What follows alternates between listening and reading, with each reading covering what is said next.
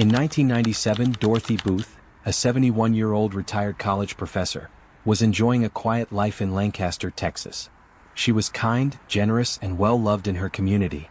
But when a familiar face knocked on her door asking to borrow a cup of sugar, she never imagined it would be the last act of kindness she'd ever make. What followed was a brutal, calculated murder. Her fingers severed, her body stabbed, and her home robbed. At the center of it all was Kimberly McCarthy, a former occupational therapist whose life had spiraled into addiction, crime, and desperation. Once a woman devoted to healing others, McCarthy's crack cocaine addiction had turned her into someone unrecognizable. Her crime shocked the nation, not just for its savagery but for the questions it raised about race, mental health, and justice in America. She would go on to become the first African-American woman executed in the U.S. in nearly 60 years. To understand the full scope of this story, let's go back to where it all began. Kimberly LaGail McCarthy was born on May 11, 1961, in Greenville, Texas, a town not far from Dallas. From her earliest years, Kimberly showed signs of intelligence, curiosity, and warmth. She was raised in a working-class African-American household, where expectations were clear. Work hard, stay in school, and make something of yourself. And for a time she did. She graduated from high school, went on to college, and eventually trained as an occupational therapist, a career that reflected her natural empathy and desire to help people heal and regain independence. She worked in Dallas-area rehabilitation clinics, often assisting stroke survivors and accident victims with their physical recovery. Her coworkers described her as competent and charismatic. Patients trusted her. By her mid-20s, Kimberly McCarthy had built a stable life and a respected reputation. She also married Aaron Michaels, a man known as both a radical voice and a controversial figure. Michaels was the founder of the New Black Panther Party, an organization that promoted black empowerment but was often criticized for its militancy and confrontational politics. Their marriage was turbulent. The relationship, while passionate, didn't last, and Kimberly was soon on her own again. She began to drift, emotionally, socially, and financially. By the early 1990s, Kimberly's life began to spiral. She had become addicted to crack cocaine, a drug that was devastating entire communities across the U.S., especially in urban and marginalized neighborhoods. Kimberly wasn't just a recreational user, she became a habitual addict. And like many others caught in the grip of this powerful drug, she lost everything. Her job, her professional license, her credibility, her self-worth. From being a trusted therapist, Kimberly fell into the underworld of drug dens and late-night deals. She began forging checks, stealing wallets, shoplifting, doing anything she could to get her next fix. According to court records, by the mid-1990s, she had amassed a long rap sheet that included theft, forgery, and possession of controlled substances. She was arrested multiple times, but the system, overburdened, underfunded, and often indifferent, let her slip through the cracks. Jail stints were short, rehab attempts were minimal, and no one really followed up. Kimberly, like so many addicts, simply disappeared into the streets. This was no longer the Kimberly McCarthy who once helped people put their lives back together. This was someone lost, adrift in addiction, surrounded by predators and growing more desperate by the day. There were brief moments when she tried to pull herself out. She occasionally stayed with family. She talked about going back to school. She even expressed regret for the path her life had taken. But the pull of the pipe was stronger than promises. Each time she tried to get clean, she fell harder when she relapsed. By 1997, she was living in South Dallas, in a drug-infested neighborhood known for prostitution, violence, and narcotics. She was broke, heavily addicted, and constantly in search of her next high. She had long since severed ties with her former colleagues. Her family had distanced themselves, and any dream of rebuilding her life felt completely out of reach. What remained was a woman in survival mode, desperate, impulsive, and willing to do whatever it took. It was in this state of mind that Kimberly McCarthy began to target elderly women in her neighborhood. Authorities would later allege that she was connected not just to one, but 3 violent incidents involving older women. Whether she knew her victims personally or simply viewed them as easy marks, what's clear is that her choices had turned predatory. On a warm summer day in Lancaster, Texas, a quiet suburban town just south of Dallas, Dorothy Booth, a 71-year-old retired college professor, was going about her morning routine. She was well known and well loved in her community, a woman of grace, intellect, and gentle faith. Neighbors described her as kind, generous, and always willing to lend a hand or a listening ear. Though she lived alone, Dorothy remained socially active, volunteering at her church and maintaining friendships with people in the neighborhood. She had spent her life as an educator, an English professor who valued books, discussion, and compassion. But on July 21, 1997, her life would come to an abrupt, violent end at the hands of someone she knew, and perhaps even trusted. That morning, Kimberly McCarthy, high on crack cocaine and desperate for drug money, devised a plan. She knew Dorothy Booth lived alone. She also knew Dorothy was generous and trusting. So she walked over to Booth's modest brick home and knocked on the door with a simple request. She asked to borrow a cup of sugar. This wasn't just a neighborly visit. It was a setup. Dorothy welcomed Kimberly inside, likely with no suspicion or hesitation. The two women had once shared a cordial relationship, perhaps enough of a connection to let someone in without a second thought. But once inside the home, the mood shifted. Without warning, McCarthy attacked Dorothy Booth with a butcher knife, a weapon she had either brought with her or taken from Booth's own kitchen. The assault was savage and unrelenting. Dorothy was stabbed at least 5 times, suffering wounds to her face and neck. One of the blows was so forceful, it fractured her cheekbone. The coroner would later testify that any one of the wounds could have been fatal. As Booth lay dying, McCarthy did something that shocked even seasoned homicide detectives. She severed Dorothy's left ring finger with a carving knife, just to steal her wedding ring. It was a move that was not only gruesome, it was symbolic. The ring represented Dorothy's marriage, her love, her dignity. And Kimberly took it without mercy. After the killing, McCarthy rummaged through the house, stealing Booth's purse, credit cards, and keys to her 1995 Mercedes-Benz. She then fled the scene, leaving Dorothy's body behind, crumpled on the kitchen floor. The crime was calculated, cold, and deeply personal. McCarthy didn't just take material possessions, she took a life in its most sacred place, the home.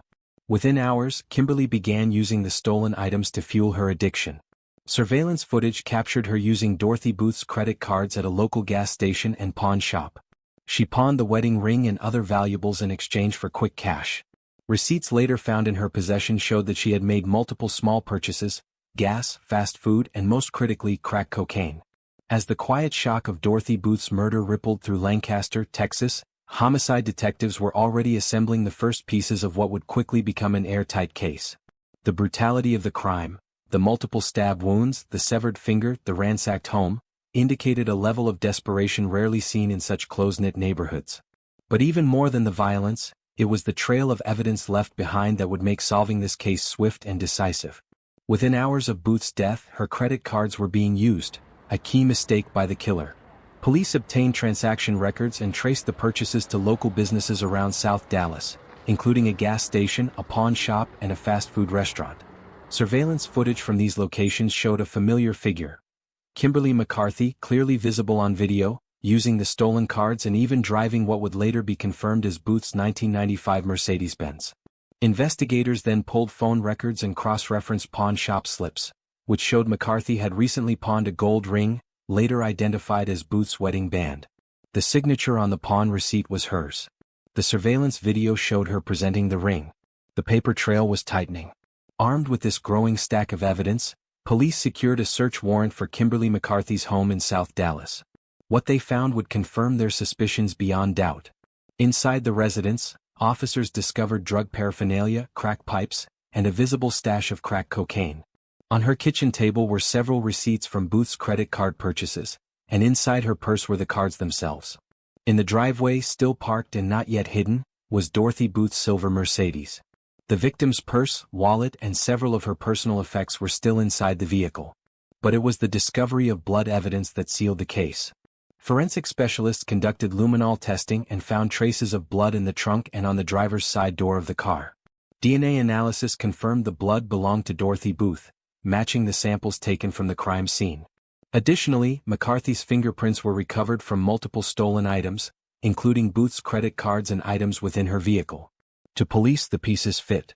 But to McCarthy, it was the beginning of a long fight for her life. On July 24, 1997, just 3 days after the murder, Kimberly McCarthy was officially arrested and charged with capital murder during the commission of a robbery, a charge that carried with it the possibility of the death penalty under Texas law. She was taken into custody without incident and booked into the Dallas County Jail, where she would remain for years as her case wound through the legal system. When questioned by detectives, McCarthy denied responsibility at first. She gave conflicting stories, claiming she had bought the ring, that someone else must have stolen the credit cards, that she was being set up. But the evidence was too damning, too abundant, and too detailed to dismiss. Behind the scenes, investigators were uncovering even more troubling patterns. As they dug into McCarthy's background, they discovered her possible connection to 2 other unsolved murders of elderly women in the Dallas area, cases with eerily similar details: elderly victims, violent deaths, missing jewelry. Though she was never formally charged in those cases, prosecutors would later introduce these allegations as part of a pattern of behavior in her capital murder trial. This wasn't just a drug addict caught in a bad moment. To the prosecution, Kimberly McCarthy was something far worse: a calculating predator who had targeted the vulnerable for profit. And so, with the murder weapon still missing but a mountain of circumstantial and forensic evidence in hand, the stage was set for one of the most high-profile capital murder trials in Dallas County history. Kimberly McCarthy's transformation, from respected therapist to suspected serial killer, was complete. As she sat in her jail cell awaiting trial, the public and the press began to take notice, not only of the crime but of the woman behind it. What came next would ignite debates about race, mental illness, addiction, and justice in the American legal system. By the spring of 1998, less than a year after the brutal murder of Dorothy Booth, the case of Kimberly McCarthy was headed to trial at the Dallas County Courthouse. The evidence against her was overwhelming: credit cards found in her possession, receipts from transactions made after the murder, a pawn slip with her name on it, blood evidence in the victim's vehicle, and surveillance footage that left little to the imagination. The prosecution was confident. But this would be no ordinary murder trial. It would become a lightning rod for debates about race, justice, and whether America's most severe punishment was being applied fairly. In opening statements, the prosecution painted a picture of pure brutality: a premeditated, greedy, and violent crime committed by a woman who was no stranger to deception. Their narrative was chilling. Kimberly McCarthy, addicted to crack cocaine and desperate for money, had specifically targeted Dorothy Booth, an elderly and trusting neighbor, in order to rob her and fund her next fix. They emphasized the heinous nature of the crime: how McCarthy had stabbed Booth multiple times, then severed her finger to steal her diamond wedding ring. But prosecutors didn't stop there. They introduced disturbing details from 2 other unsolved murders, those of Maggie Harding, 81, and Jetty Lucas, 85. Both were elderly women from the same area who had died under suspiciously similar circumstances: violent attacks followed by theft. Though McCarthy wasn't formally charged in those cases, the prosecution used the allegations as extraneous offense evidence to establish a pattern of behavior. The strategy was risky, but powerful. To the jury, it suggested this wasn't an isolated act of violence. It was part of a larger, calculated pattern. To the state, Kimberly McCarthy wasn't just a murderer, she was a serial predator who hunted the elderly. The prosecution also framed the motive clearly: money and drugs. Testimony from pawn shop clerks, store employees, and forensic analysts created a seamless timeline, from the moment McCarthy walked into Dorothy Booth's home to the spree of purchases she made with Booth's stolen credit cards afterward. They argued that McCarthy's addiction didn't excuse her crime, it drove her to commit it. But the defense team saw the case through a very different lens. From day one, McCarthy's attorneys claimed that she was a deeply troubled woman battling the devastating effects of crack addiction. They did not deny that she had a role in Booth's death. But they argued that her mental state at the time was severely compromised, clouded by drug dependence and untreated psychological issues. They questioned whether she had the capacity to form clear intent, a legal requirement for capital murder. More importantly, the defense raised serious concerns about the racial dynamics of the trial. Out of the 12 jurors, 11 were white. Only 1 was black, despite the trial taking place in a racially diverse county. Defense lawyers accused the prosecution of using peremptory challenges to systematically exclude black jurors, a practice outlawed under the landmark Batson v. Kentucky ruling. They filed motions arguing racial bias in jury selection, stating that McCarthy, a black woman, could not expect a fair trial in front of a nearly all-white jury. The judge denied those motions, allowing the trial to proceed. Adding to their argument, the defense criticized the lack of a comprehensive psychological evaluation for McCarthy. No mental health expert was called to testify in her favor, and the court made no serious inquiry into whether long-term addiction, trauma, or psychiatric conditions may have affected her culpability. But none of that moved the jury. After deliberating for less than 2 hours, the panel returned with its verdict: guilty of capital murder. Kimberly McCarthy showed little visible reaction. Some in the courtroom cried. Others looked stunned. Her family sat silently, as did the Booth family, many of whom had traveled in from across the state to see justice done. And then came the sentence: death. The state of Texas, known for its unapologetic use of the death penalty, had made its decision clear. Kimberly McCarthy would be sent to death row at the Mountain View unit in Gatesville, where she would remain for more than 15 years. The courtroom was silent. Justice had been served, or so they thought. Outside the courthouse, reactions were mixed. For some, it was a textbook example of swift justice for a cold-blooded killer. But for others, it was a troubling reminder of the racial imbalances and mental health oversights that continue to plague the American justice system. Kimberly McCarthy's defense team vowed to appeal. Civil rights groups began to take notice. And what seemed at first to be a straightforward murder case would soon become the subject of national debate. In the months following Kimberly McCarthy's death sentence, her legal team initiated what would become a long, complex, and emotionally charged journey through the appeals process, one that would last more than 15 years.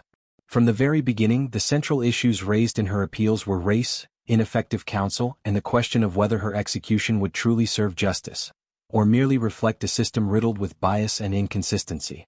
McCarthy's defense attorneys argued that her constitutional rights had been violated, beginning with the racial makeup of the jury. In a county as diverse as Dallas, they questioned how an almost entirely white jury, 11 white jurors and only one black juror, could have been selected without racial discrimination playing a role. Her attorneys cited Batson v. Kentucky, the landmark U.S. Supreme Court case that prohibited prosecutors from excluding jurors based solely on race, and argued that the prosecution had used peremptory strikes to intentionally remove black jurors, ensuring McCarthy would face a jury that would be less sympathetic to her background and less inclined to see her humanity. Beyond race, her legal team also pointed to ineffective assistance of counsel during the original trial. They claimed her defense had failed to call mental health experts, failed to present evidence of her long-standing addiction, and failed to delve into the psychological impact of years of drug abuse, trauma, and possible underlying mental illness. These were not small technicalities, they were, according to her lawyers, critical factors that might have influenced a jury to sentence her to life in prison rather than death. As her case moved through the Texas Court of Criminal Appeals and later federal appellate courts, the arguments gained attention. Human rights organizations including Amnesty International, the NAACP Legal Defense Fund, and the Texas Coalition to Abolish the Death Penalty, began to amplify McCarthy's case, citing it as an example of how racial disparities and addiction-driven crimes are often handled with disproportionate harshness, especially when the defendant is a black woman. To advocates, this wasn't just a legal case, it was a moral one. Kimberly McCarthy wasn't only being judged for her crime, she was also being sentenced by a system that had failed her long before she ever picked up a knife. In 2013, after more than a decade on death row, the execution date was finally set. McCarthy was scheduled to die by lethal injection on January 29, 2013. But just hours before the procedure was to take place, her attorneys filed an emergency appeal, again raising concerns about racial bias in jury selection. The Dallas County District Attorney's Office fought to move forward, but the Texas Court of Criminal Appeals granted a temporary stay of execution, allowing her defense time to pursue new legal options. Just 3 months later, a second execution date was set, April 3, 2013. Once again, her lawyers scrambled to save her life. They argued that Texas had recently begun using a new lethal injection protocol, and that it could amount to cruel and unusual punishment, violating the Eighth Amendment. For a second time, McCarthy was granted a last-minute reprieve, a rare move in a state known for its efficiency in carrying out executions. But in the background, the legal clock was ticking. And Texas, never one to back away from high-profile capital cases, made it clear, they intended to proceed. By June 2013, all appeals had been exhausted.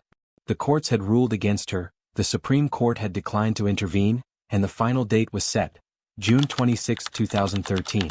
This execution would not be routine. Kimberly McCarthy was poised to become the 500th person executed in Texas since the state resumed the death penalty in 1982, a grim milestone that attracted national and international media attention. The symbolism was unmistakable. For a state often criticized for its aggressive pursuit of capital punishment, McCarthy's execution would mark a historic threshold.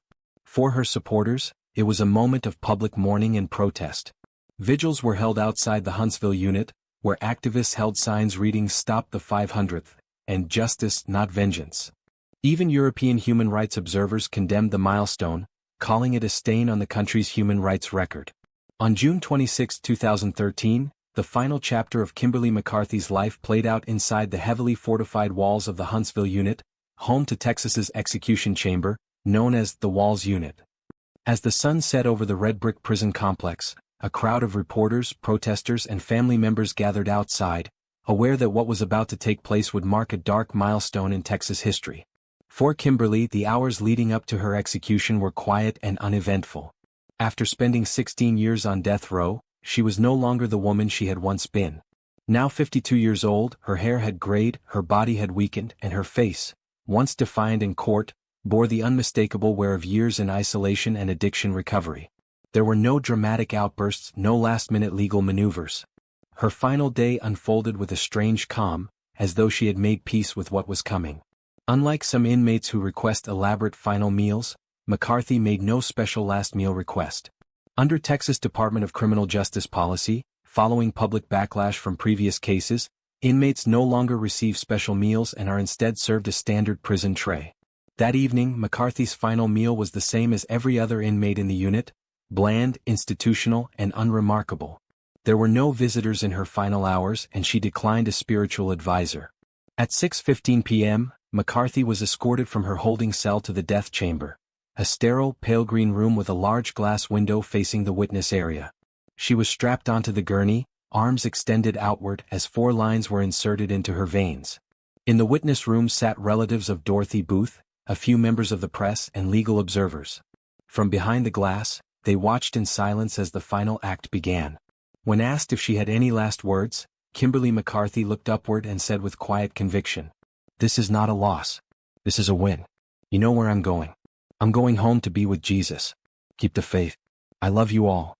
It was a statement that surprised some, neither apologetic nor defiant, but deeply personal. To her, perhaps, death wasn't punishment. It was release. At 6:26 p.m., the lethal injection began. The single dose of pentobarbital entered her bloodstream, and within moments her chest stopped rising. A few final breaths, then stillness. At 6:37 p.m., Kimberly McCarthy was pronounced dead. Outside the prison, reactions were mixed. Protesters held signs, some bearing McCarthy's photo, others quoting scripture. There were chants for justice and others for mercy. Inside, the Booth family, still mourning their loss after all these years, quietly exited, offering no public statement. If you were on that jury, what would you have done? Does the fact that Kimberly was a drug addict, or once a healer, change anything? And what does this case tell us about mercy, justice, and race in America? Tell us in the comments below. If this story gripped you, like the video, share it, and subscribe for more jaw-dropping true crime stories, real events, real people, and the dark truths behind their choices. Thanks for watching.